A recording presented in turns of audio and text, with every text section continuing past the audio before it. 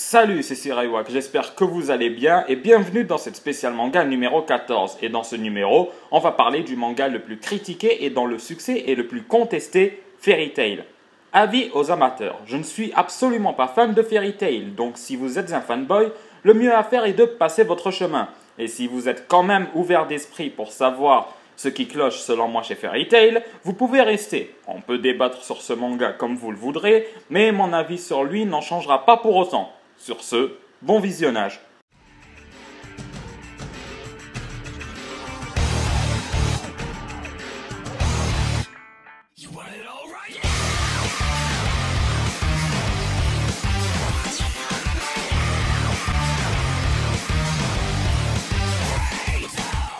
Fairy Tail, le manga que les intellectuels aiment dénigrer. Je ne vous ferai pas l'affront de résumer Fairy Tail ni même de chipoter. J'ai déjà assez de matériaux pour la critique et pour ce faire, je parlerai des tares que l'on rencontre lors de la lecture de Fairy Tail.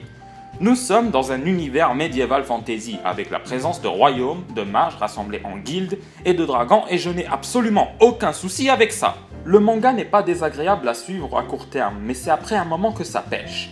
Les mages travaillent en effectuant des quêtes comme dans tout bon RPG. Là, on est censé découvrir l'univers, mais on a cette impression de faire du surplace, principalement justifié par les personnages. Petit aparté sur le Neketsu. Le Neketsu a pour principal attrait de nous faire suivre un groupe de protagonistes ayant un objectif souvent démesuré, tantôt clair, tantôt imprécis. Dans One Piece, chaque membre de l'équipage des Mugiwara a un objectif qu'il ne peut réaliser qu'aux côtés de Luffy et sert à l'intrigue.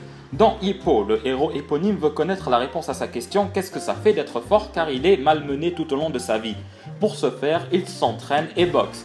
Qu'en est-il de Fairy Tail? Rien en fait. Natsu veut trouver son père, mais c'est tellement peu précisé dans l'histoire qu'on a tendance à l'oublier, puisque le lecteur est noyé derrière le surnombre de personnages mis en scène et des nombreux détours scénaristiques. Hormis lui, les autres personnages n'ont pas d'objectif. Lucy a atteint le sien à la fin du premier épisode, à savoir intégrer la guilde de Fairy Tail. Et Gray, Erza ainsi que les autres membres n'en ont pas non plus. Ils se contentent de faire des quêtes et de s'amuser. Sur ce point, ils sont à l'image de Mashima qui avoue freestyler à chaque fois qu'il dessine un tome. Quoi? Mais c'est pas vrai, freestyle! Oh non, il dénigre la partie écriture, c'est la partie la plus importante, bordel de merde. Des films, des romans, des BD, des musiques cultes, tous voient le jour car on les a écrits à l'avance, bon sang! C'est à cause de cette non-écriture de l'histoire qu'on assiste à des incohérences flagrantes et multiples, telles que Natsu qui bat sans difficulté 2 Dragon Slayer à pleine puissance alors qu'il était en galère contre ne serait-ce que l'un d'eux, ou encore Erza qui ressent la douleur alors que son sens du toucher avait été enlevé. Le scénario est le plus gros point faible du manga, et ce de façon incontestable. Et rien qu'à partir de ça, on a des défauts qui s'accumulent avec l'effet boule de neige. Déjà, le schéma narratif des arcs est vraiment répétitif. Et encore, ça ne me dérangerait pas tant que ça, si ce n'est que c'est absolument mal fichu et prévisible à des kilomètres. Tellement qu'on sait qui va se battre contre qui. Et le méchant qui perd face au pouvoir de l'amitié, bolossé par Natsu. Un mage censé être force en plus. Qui plus est, on remarque au fur et à mesure des arcs que quand bien même c'est dangereux ou que l'ennemi est balèze, j'y reviendrai plus tard, que Fairy Tail gagne toujours. Et que jusqu'ici, il n'en subit aucune défaite. Et que quand ça peut arriver, il s'en sort sans trop de blessures. Un manga où le héros ne connaît pas la défaite est un manga voué à stagner, et tout ce qui stagne régresse automatiquement. Qui plus est, on n'a aucun moyen de savoir en quoi le méchant était puissant de base, puisqu'il débarque, et qu'on n'en parle jamais de ses antécédents, genre les crimes qu'il a commis, les exploits qu'il a réussi, ce qu'il a fait de grave. Ce qui brouille la compréhension des échelles de puissance, puisque la magie c'est de la puissance brute. Et dois-je aussi préciser qu'on ne peut pas jauger la force de qui que ce soit à cause de cette gestion catastrophique des arcs? Parlons d'ailleurs des magies. Celles-ci sont vierges de toute imagination et de toute innovation. Je suis conscient que ce n'est pas facile de gérer tous ces personnages et tous ces pouvoirs, mais je crois qu'attribuer des magies élémentaires à des personnages principaux était le pire choix qui soit. Surtout que les personnages se contentent juste de balancer des attaques au lieu d'utiliser la stratégie et l'intelligence. D'ailleurs, je trouve les combats de Fairy Tail totalement vides d'intérêt pour plusieurs raisons. Comme je l'ai dit plus tôt, les personnages sont entourés d'une aura d'invincibilité, faisant qu'ils gagneront toujours et ne mourront jamais. Alors, comment diable suis-je censé ressentir du suspense ou de la tension quand tes persos ne perdent jamais? Comment diable puis-je ressentir la moindre tristesse envers des persos à qui il n'arrive jamais rien de grave?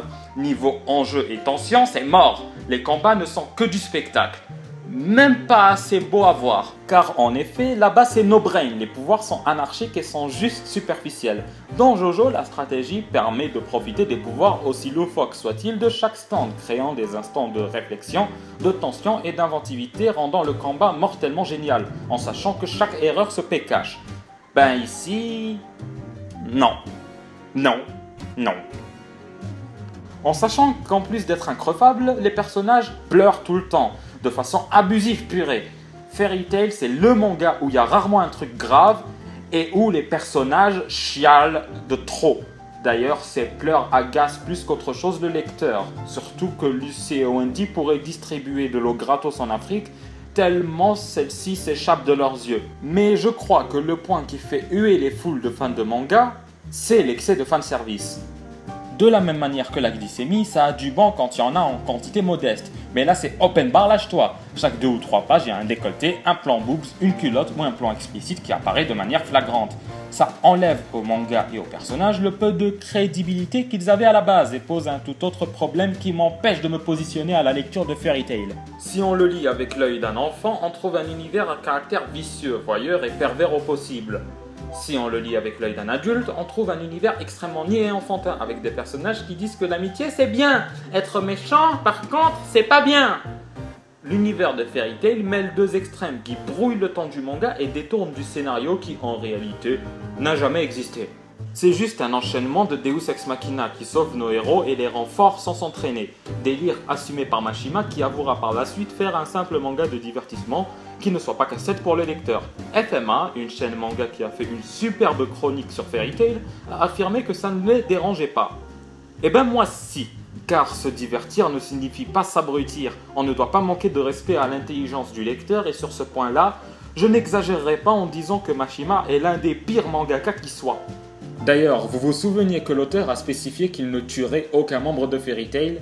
Ben en fait, cette connerie sert au commerce de goodies et de produits dérivés divers, et je trouve dégueulasse qu'une œuvre d'art devienne un produit de merchandising. Je suis personnellement affligé par le fait d'abandonner son œuvre au profit d'une industrie, surtout quand on a les éléments pour réussir. Mais je suis encore plus affligé par la foule qui acclame ce non-artiste qu'est Mashima, quand bien même il est très bon dessinateur. Mais alors, pourquoi je lis encore le manga aujourd'hui?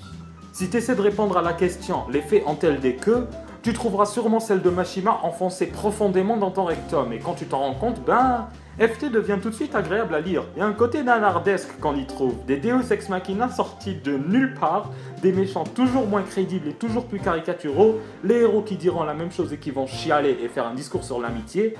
Je vous le promets, j'ai lu le manga et l'arc Avatar, c'est-à-dire l'arc qui se situe juste après celui de Tartaros, est sûrement le pire arc de tout Fairy Tail, cumulant les tares en tout genre. Et avec un Mashima qui croit faire un bon manga, le tout donne envie de rigoler bien fort. Après, les dessins restent géniaux. Voilà, c'était mon avis sur l'un des mangas que je déteste le plus. Et je vous suggère d'attendre le trailer que je vais bientôt sortir qui résume à merveille Fairy Tail. Sur ce, je vous laisse. N'hésitez pas à liker, vous abonner à ma chaîne et à me suivre sur tous les réseaux sociaux. Les liens sont dans la description.